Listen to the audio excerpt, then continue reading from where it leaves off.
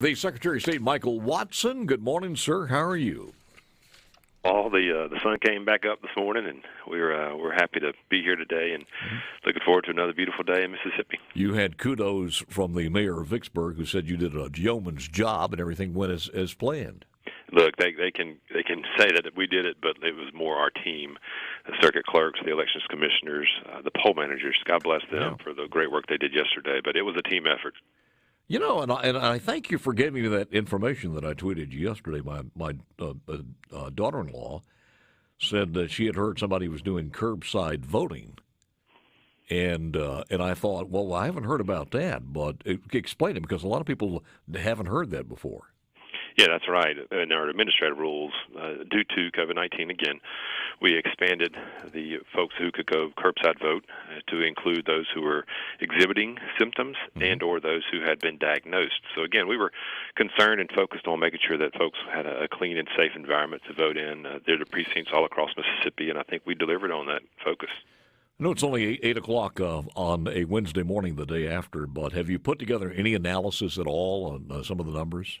We haven't. We'll start pulling some information out of Sims this morning and taking a look. As you know, not all of Mississippi counties have reported all their results, so some numbers will still be coming in, and I look forward to diving into those and seeing what we can find. As we speak this morning, and again with Michael Watson, are there any races that are still to be determined?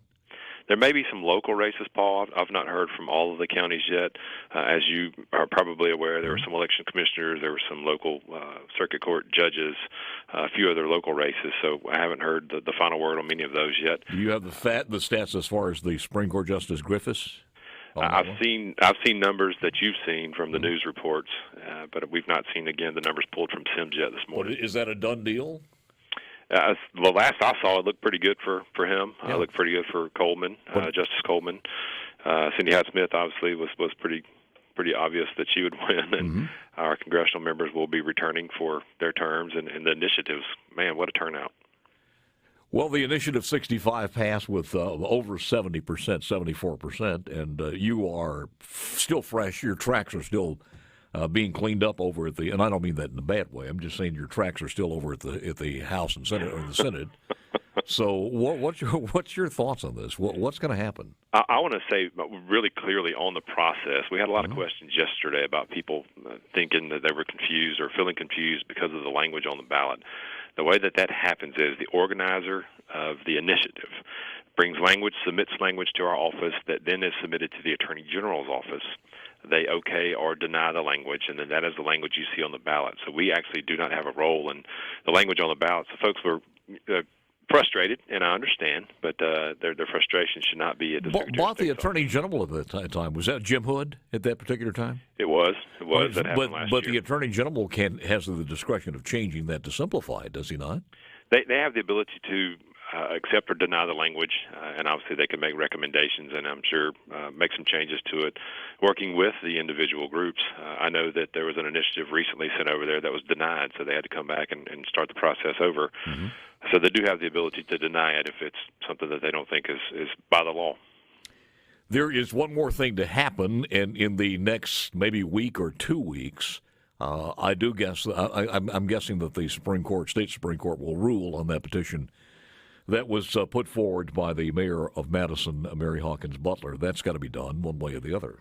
That's right. And process-wise, and I can talk about this, but obviously not the substantive pieces of it, but process-wise, our response is due this Friday.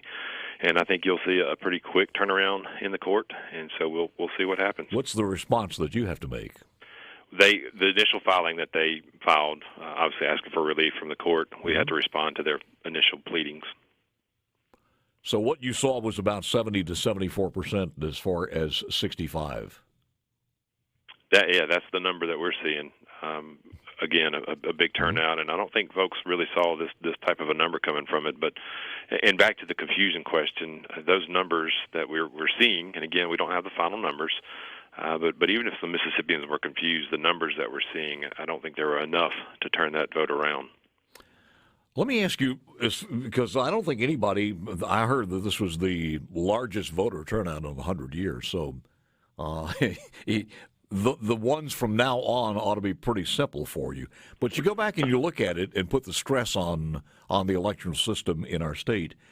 Were there things that you think we need to change or we need to address after you've had the stress factor probably put to the limits? Yeah, Paul, and that's going to be visiting with our circuit clerks and our elections commissioners and our poll managers, really, to see what happened on the ground.